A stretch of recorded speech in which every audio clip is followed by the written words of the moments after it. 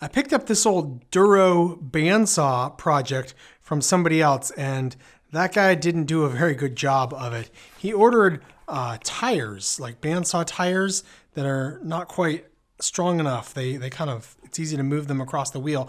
Also, these wheels are already crowned and the metal is, so I really don't need these tires. I guess they would quiet things down quite a bit, but the problem is that the blade length for this old Duro, 101.5 to 102.5, so 102 inches would be the ideal length there. And that's a little bit harder to find. It's not a standard blade length anymore. So I can understand why he got a blade that's too long. And so he's had to put some spacer blocks back behind there to get this wheel up, which has really thrown things off. So pretty much everything that he did to get this bandsaw working, it needs to come out and be replaced. He had a 1 horsepower motor, which was not nearly powerful enough, and I've replaced it with a Harbor Freight 3 horsepower motor, and that required me to print up this pulley here, which is quite small.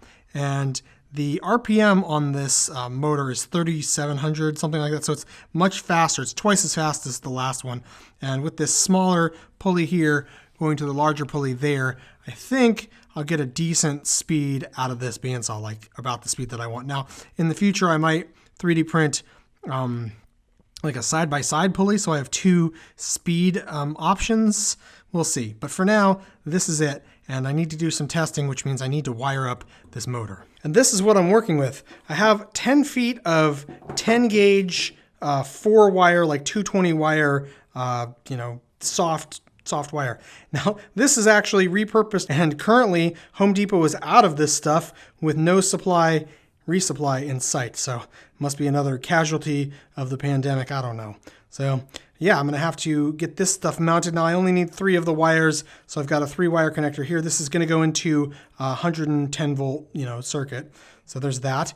And I've got this nice metal box here to hold the switch. I've got one of these rocker switches, which was pretty cheap. So it's just like a standard rocker switch for your home. You guys have all seen these for turning the lights on and off. And why I chose this style of switch instead of this style should become apparent pretty shortly. The final thing to talk about here is the wire nuts. Yeah, like $2.78.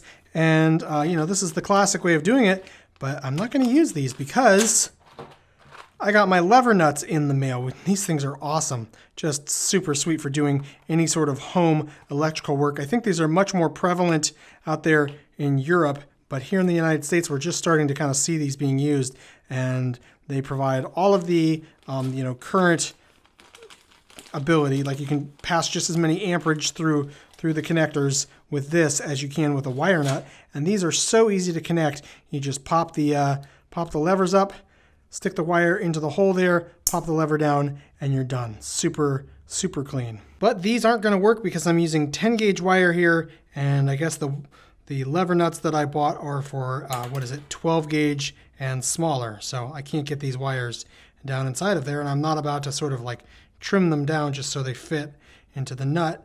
I guess I'll be using these old twist nut standard wire connectors.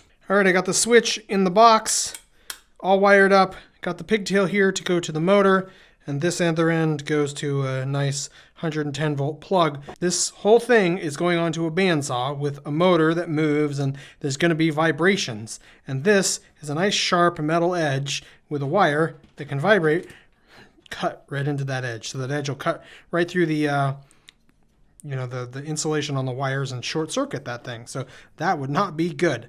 So what I'm going to do is 3D print a piece here that pinches these 2 cords, these 2 cables, and prevents them from being vibrated until the metal cuts into them. I don't like my wire strain relief here. You can see it's not centered in the hole. So that means that the wires themselves, this insulation, is pressing up against the side of that metal box. And that's not good. So I need to remake the blue component here to provide proper strain relief to the wiring. This outer plate is going to get replaced by a 3D printed component. I mostly bought this because I needed those 2 screws. This is the first design where the flange here is the same thickness as that metal wall, and this is the replacement where the flange is much more thick.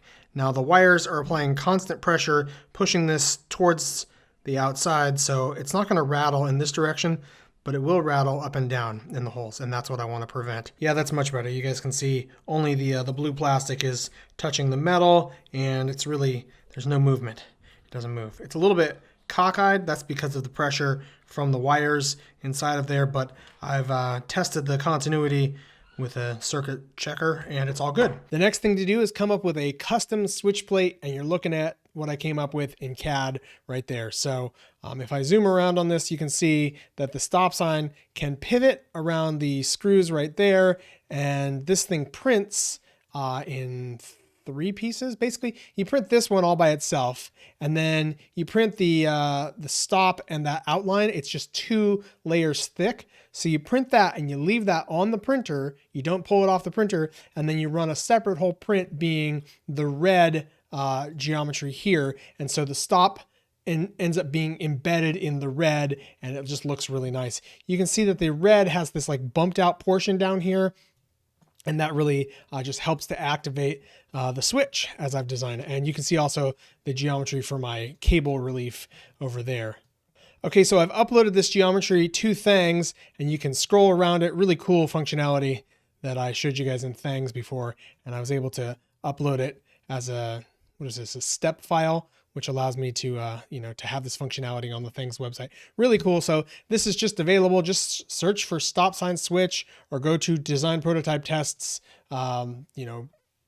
avatar, or I don't know, username here on the Thangs website, and you should be able to download this and use it yourself. Now, I do need to say that this will only work on that same metal box that I have. So head into Home Depot, which is where I got it, and I'm sure they're going to have that same box in stock, and so you can get that. But if you don't have a Home Depot near you, I don't know. It's kind of a narrower, metal box. So that whole plate there isn't gonna. I don't know. I don't think it's gonna be largely compatible with other things. Now, the key here is that these switches are available elsewhere. Look at this ready-made version of it. Enclosed plastic box, big old stop sign. I don't think that looks nearly as nice as mine does, but it's got all the functionality. The wiring is a lot smaller, so you're not going to be able to put custom gauge wiring in there. I don't know how many amps this is rated to, so you've got issues with these. Also, a big old price tag, $51 for that one. Here's a cheaper one, also coming from California, for only $15. And of course, you can get one for $10 plus $5 in shipping. Same price from China, and you've got to wait 45 days for this to get shipped to you. So if you want it today, you can just 3D print your own. And for all of the components, the metal box, the decorative plate, that goes over the switch, and the switch itself, I paid $5.50. So it is quite the savings, and I think it looks better. So DIY or buy, in this case, I think DIY, because it gives you, not only does it look good, but it also gives you the option to increase the wiring gauge, which makes things more safe. I think that this silk style of filament looks really cool. It gives it that sort of, reflective stop sign look to it. This is meant to be printed in one go, but I printed this up on my this little Core XY machine that I've got, and it doesn't currently have part cooling on it, which means that I had some pretty severe problems with part peeling. So these ears here, I had to reprint and then just use a soldering iron to sort of blend them into the original print that I had cut off. All right, it's all done. Let's show these guys what we're working with. I used some Sharpie to color the top of the switch green, the bottom of the switch red. I've 3D printed this part here and the stop sign. And hey, buddy, will you show these people how it works? Yeah. Okay, hit the stop sign. Turn it back on. There you go. And that's as simple as that. I think it's good to have. I want to have one of these. I need to make something with it. Okay, but this doesn't make things. This just turns the machine on that makes the things. So maybe you can use your 3D printer to make things instead. No, the other bundle that you gave me, it doesn't work. The printer I gave you doesn't work? Yeah, so that's why I want this. I understand. Well, I'll tell you what, I'll make one for you. Of this? Yeah. Oh. Now, Dad? Yeah. Can you draw green and red Because I love, and can you put a top sign on there? Because I love the top sign and the switches. And I love the pipes and the wires. Uh-huh. So I want you to make it just like the wires and the tubes. Okay, I'll do my best. Okay, do your best. Thanks, buddy. Ta-da! There it is, working fantastically. It's a little bit noisy, but here, I'll turn it on for you guys. This is right there at my knee height. This is the quality of cut that I'm getting. Pretty good. Brand new blade. This is this like hybrid style blade that I got from McMaster car. And you can see that I'm running this on the stock wheels, you know, the old metal wheels that came on this thing. They are crowned. They're metal and they're crowned, so they're going to be kind of noisy. But the tires that the previous owner who tried to renovate this thing put on the machine don't really stay on it, and they're wider than the actual wheels, and they migrate because this is already crowned. So the tires themselves are crowned, and so you got a double crowning thing happening, which isn't good. So I'm just going to leave it real noisy like this. I could stretch a bicycle inner tube across the wheels here, but the problem with that is I would not be able to cut metal. And I do plan on cutting aluminum from time to time. This blade is supposed to handle both wood and aluminum. Here we go.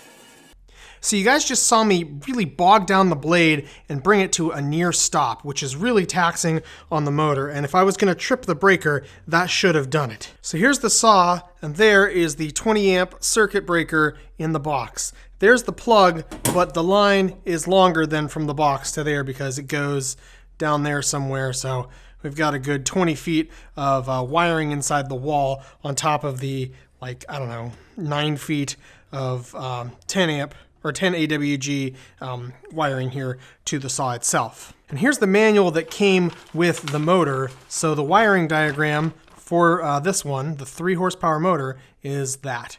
And you can see this is meant for 230 volts, while I'm running it on 120 volts AC. And a quick note about that, 110 volts AC was the original standard proposed by Tesla, Nikola Tesla. And Westinghouse, who was then embattled with Edison, he eventually won. The Westinghouse Tesla version of AC power delivery to homes won because it is the superior way to do it. But Westinghouse wanted it to be 133 volts, which is funny. So yeah, there's always been kind of arguments over the nuances there. So in America, we now have between 110 and 120 volts AC coming out of most of our outlets, although you can get 220 volt AC to your shop, and they even have 3-phase 220 volt, which is Nikola Tesla's baby. That was his invention, and also the better way to run things, which is why the best shop equipment always is 3-phase 220. So yeah, this motor designed for 2-wire 230 volts, so not 240, 230 volt AC, and yet I've shown that it's working just fine on a 20 amp 120 volt circuit. Why am I not having big problems? And also, am I getting half the power out of that motor because I'm only feeding it half the voltage? To answer those questions, we've got to fall back on the most basic equation in electricity, and that is voltage times amperage equals wattage. This motor, we know, is supposed to run at 230 volts. If we look on the website, we can see this is rated at 12.26 amps, which gives us a wattage of rounded 2820. Now, the thing to understand about an electric AC motor is that it pulls electricity through the circuit. It doesn't get pushed by the electricity. So you can't decrease the voltage and think that the amperage is going to stay the same and therefore the wattage is going to decrease. That doesn't work like that. The motor is going to demand all the electricity that it's rated at. So if it's rated at 2820 watts, that's how many watts it's going to pull, no matter if you're running it at 230 volts or at 120 volts. So if we change the variable, 120 volts here, and we multiply that by an unknown amperage equals 2820 watts. Well, we can just divide 2820 by 120 volts to get our amperage, and that comes out to be 23.5 amps. That is more than the circuit is rated at. The circuit's only rated at 20 amps. So not only are we exceeding the rating of the circuit, at least the rating of the circuit breaker. Like, I don't know what wiring they put back there behind the wall of the, the Romex cabling going from the circuit breaker to the plug. I did use some very stout 10 AWG 10 gauge wiring from the outlet to the saw. So, but who knows what the wiring is? Who knows what the actual circuit can handle? But the circuit breaker itself is rated at 20 amps. And the general rule of thumb is you only want to get to 80% of the 20 amps. So really, we should only be at 16 amps. And we are basically 33% above that. The general principle of a circuit breaker is that you have two metals and they're bonded together. And one of them expands more in the heat. Putting electricity through a circuit will heat up the wires in it. Before they get red hot, they do expand quite a bit. So if we bond two pieces of metal side by side, one of which expands more than the other, then what will happen is you'll get a bend. See, because as this outer one here expands more, it's got to travel a further distance than that. And so, we can't, it's going to warp over. And you basically can have like a contact point here, and as it expands, it goes away from the contact point. And so you no longer have electricity flowing. There's no place for it to flow because it's not making contact. So it takes time for the metal to heat up.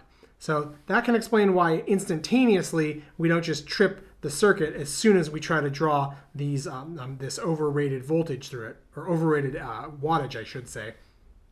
And that's actually a good thing, that it doesn't instantly trip the second that you draw more wattage than what it's rated for, because electric motors on startup, they have a really high power draw. So if this is the time and this is the draw, they start off way higher than what they're rated at. And that very quickly diminishes in like a parabolic fashion as the motor speeds up. As it gets to, like, let's just say about there, it's at full speed and it's going to draw the rated 2820 watts, across there. But, until that, there's a spike. And this spike doesn't last very long, but it's definitely there. And so you wouldn't want your circuit breaker to instantly trip the second that you drew, instantaneously more than the wattage. So the fact that there's a delay on that is a good thing in general, but I'm definitely abusing that circuit. And even though the circuit breaker's not tripping, like I said, we don't know the wiring that's in the walls.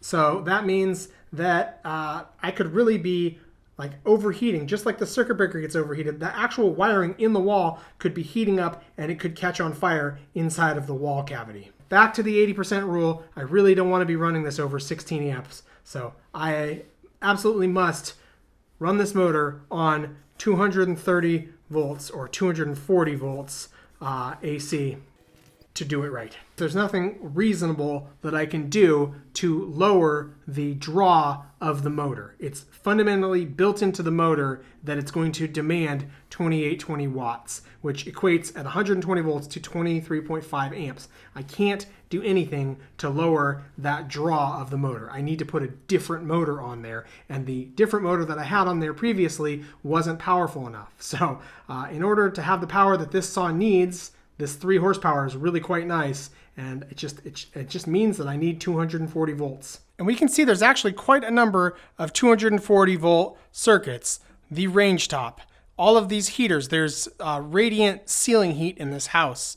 We've got the, I don't even know what these are. So yeah, all these, the dryer, all these are 240 volt circuits, but unfortunately every single slot in this panel is taken up. Normally, you'd have some empty slots, and I'd be able to, if I had 2 of them, I could easily just wire in an outlet, stick an outlet right here or right there with 12 inches of wiring to plug the bandsaw into. And I can't do that because this is not my house.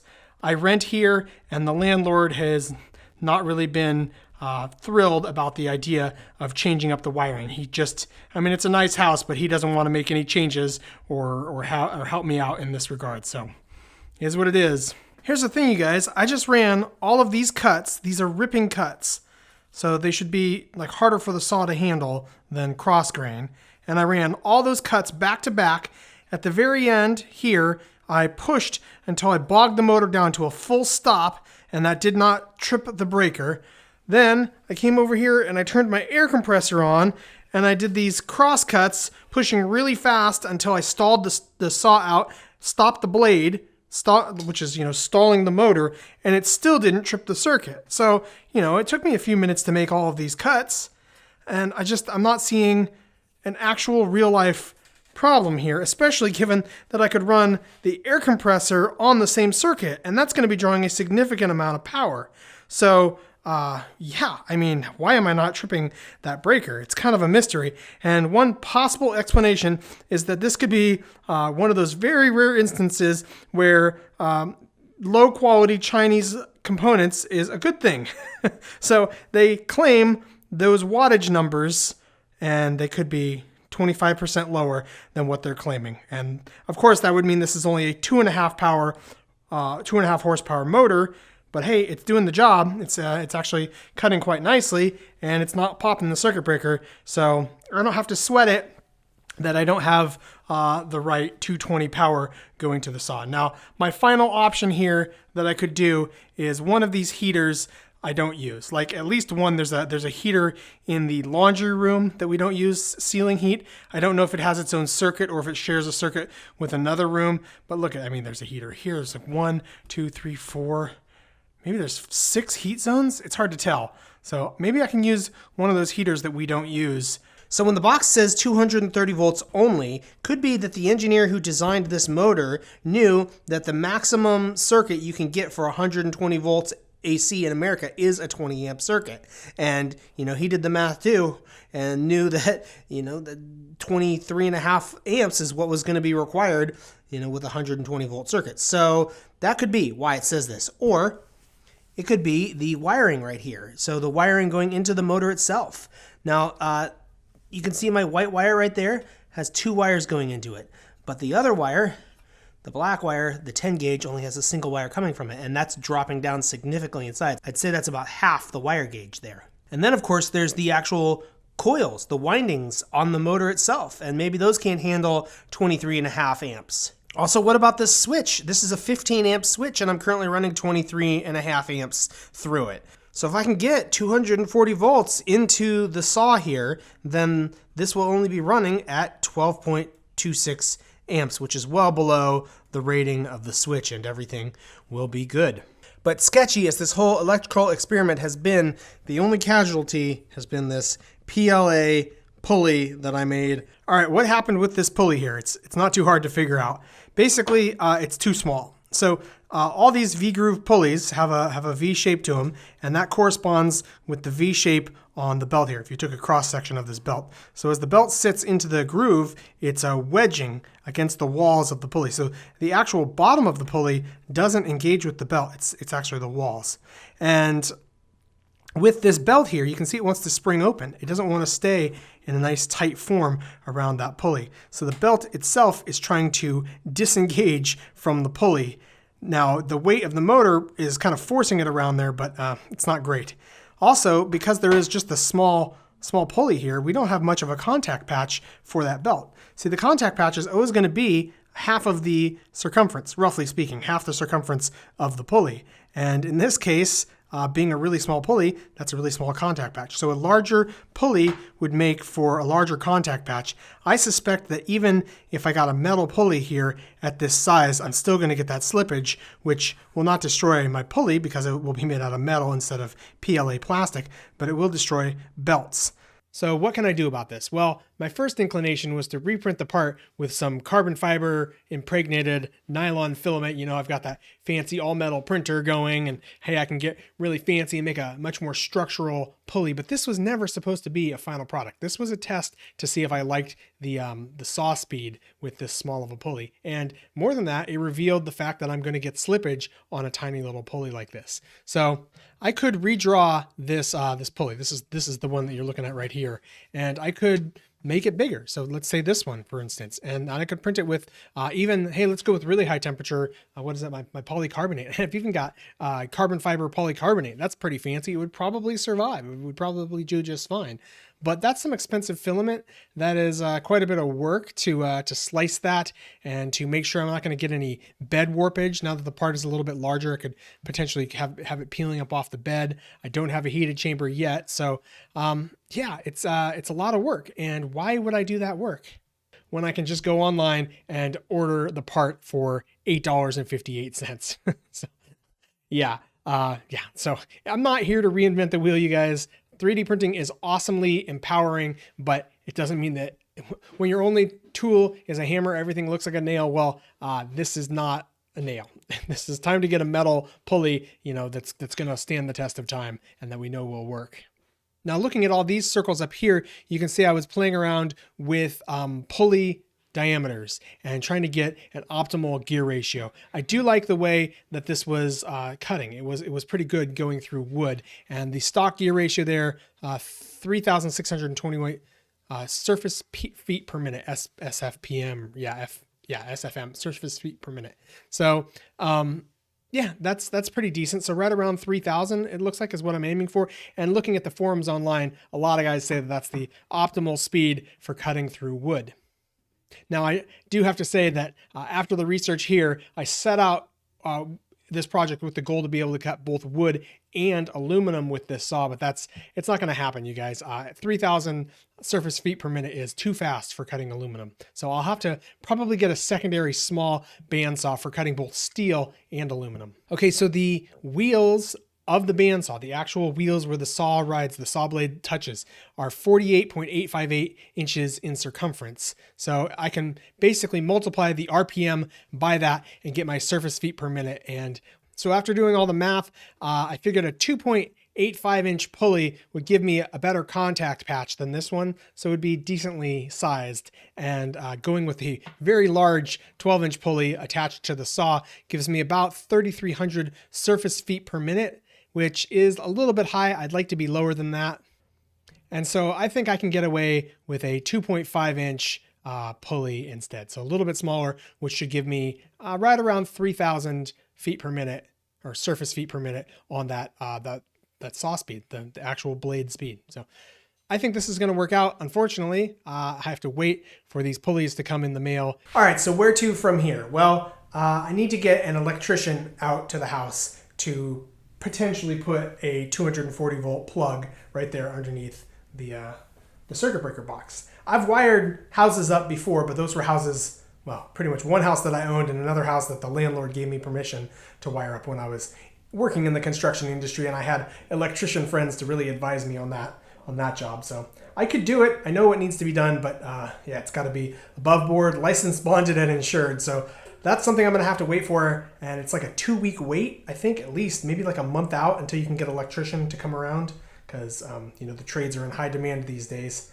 So that's going to be a while. I'm going to get my pulleys here next week, it looks like, in the mail, and yeah, if I can't get this thing rewired, I guess I'm just going to install a different motor. I'll go to Harbor Freight and get the smaller motor that will not trip the breaker, although this one isn't tripping the breaker, and I don't use it very often, so I might just keep it the way that it is, you guys. Unsafe and as violating of the numbers as it is. I'm not going to do any major projects with it until it's wired into 240, but yeah.